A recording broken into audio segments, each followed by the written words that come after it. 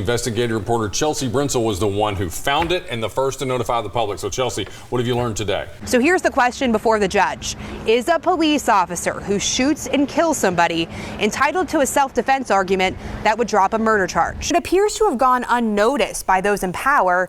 That's until we discovered the illegal chemical releases and told you about it. We can prove that some public officials had a much more complete picture about the potential dangers at the school. But if there's one conservative Republican who doesn't care what anyone, including the president, thinks, it's Roy Moore. The winter snow here in Minnesota, the problems in Lawrence County aren't going away anytime soon. We just received a copy of Huntsville police officer William Darby's 31-page request.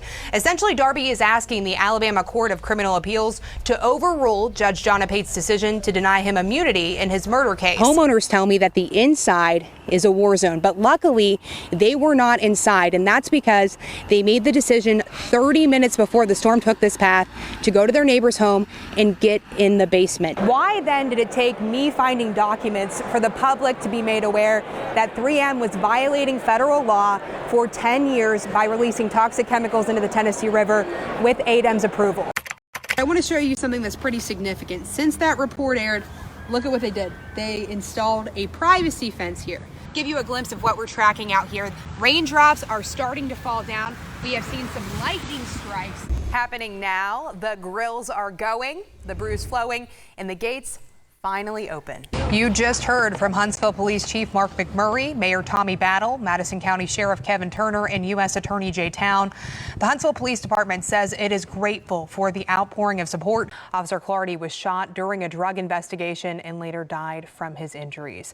WHNT News 19's Dallas Parker joins us from outside the Huntsville Police Department, where a candlelight vigil was held tonight. The research group believes that preparing for the future and saving lives begins with decades-old research. WHNT News 19 Sunday evening starts now. 2 deadly mass shootings in the United States in less than 24 hours. Thanks for watching WHNT News 19 Sunday evening. I'm Chelsea Brentzel. Mass shootings in Dayton, Ohio and El Paso, Texas shocked the nation this weekend with a combined death toll of nearly 30 people. CBS News correspondent Hillary Lane is in El Paso with the latest. This is a heartbreaking tragedy. The shootings in El Paso and Dayton came less than a week after a 19-year-old gunman killed 3 people and injured 13 others at the popular Gilroy Garlic Festival in Northern California.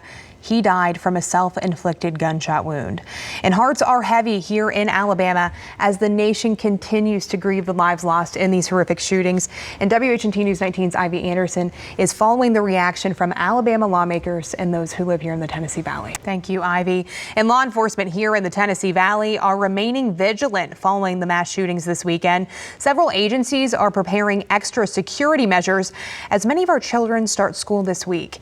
You can read how your local police department or sheriff's office is responding on our website, WHNT.com.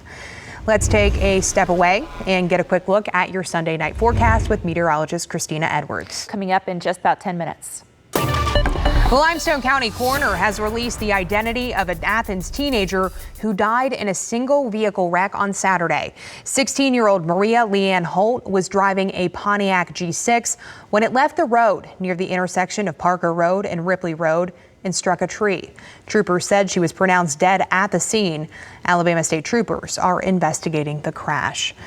And Huntsville police have arrested a woman on an animal cruelty charge. Authorities responded to an animal in a car at the parking lot of the old Hildeberg restaurant on University Drive. Someone called and reported a small Cocker Spaniel was left in the car with the windows up and the car off. After waiting for the owner to return, police called the Huntsville Fire Department to rescue the dog. They say the animal was in the car with no AC for over an hour. The Tennessee Bureau of Investigation is asking for your help in the search of an endangered child. On your screen right now is 18-year-old Brandon Wainwright. Wright has a known medical condition and requires special care. Authorities say he was last seen at his home in Harriman yesterday. Wright is 5 foot 5 inches, weighs 120 pounds, with brown hair and green eyes. Anyone with information on Wright's location needs to contact the TBI at the number on your screen. That is 800 TBI FIND. We are in the middle of back to school season. With more students headed back to class this week, school zone traffic is going to ramp back up. We're going to have the public safety preparations next. We're talking about 3M in Decatur. It's the same company, the West Morgan East Lawrence Water Authority, is suing to clean up the drinking water. But now it looks like the company has another cleanup on its hands. I'm not very happy about this. Peter Harding has lived off County Road 222 in Lawrence County for 20 years. I came home from work one night and found that my neighbors were moving in the middle of the night, and I was unaware of why they were doing that.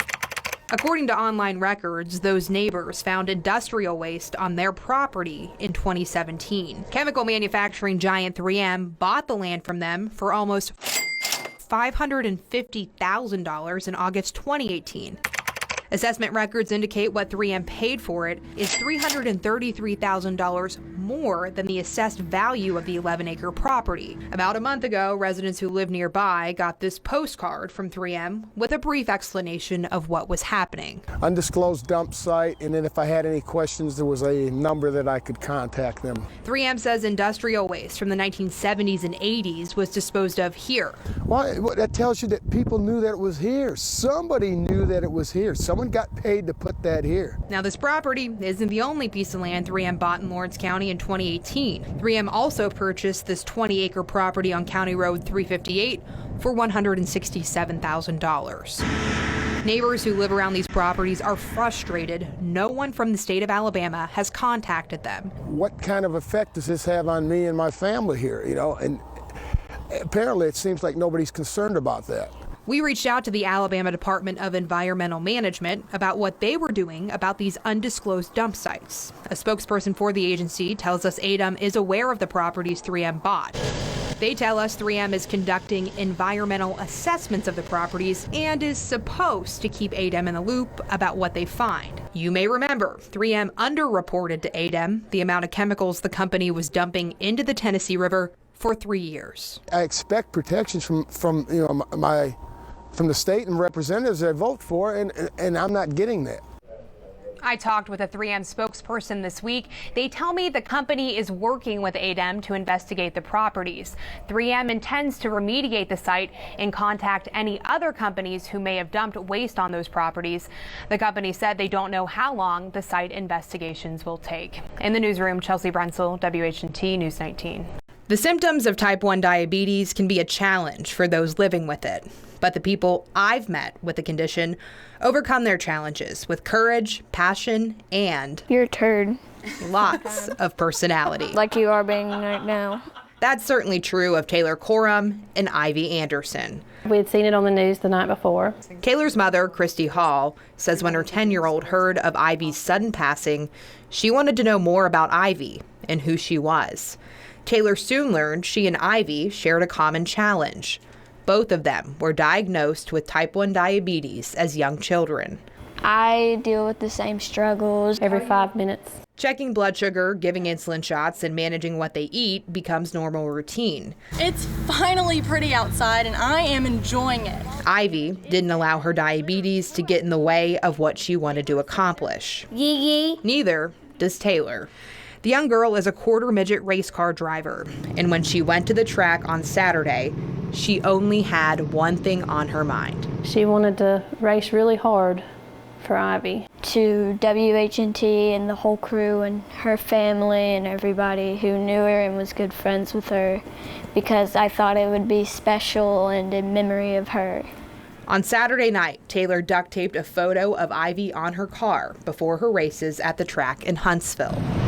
In the first race, she was about half a lap down, and she kind of came on a storm and started really making up time and sucked up on the car, but she could never pass it. She tried and tried, but she could never get opening to pass the girl. Her mother tried to console Taylor after the loss. And she turned around and she looked at me, she said, "You just don't understand.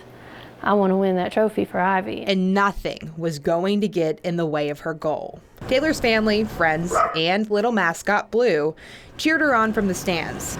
She made some adjustments to her driving for the second race. She changed a lot of things that we didn't think were going to work, and we were trying to get her attention, and she was telling us no, that she knew what she was doing. And she knew who she was doing it for.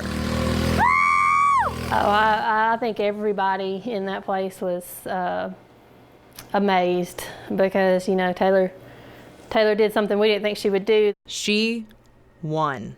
It felt good because I got to stand on my car, and I remember looking down and I saw her face and her camera, and she just looked so happy in the picture, and I imagined her being happy in the place she is now. All that was left was the victory lap. First to WH&T, and then to Taylor's home.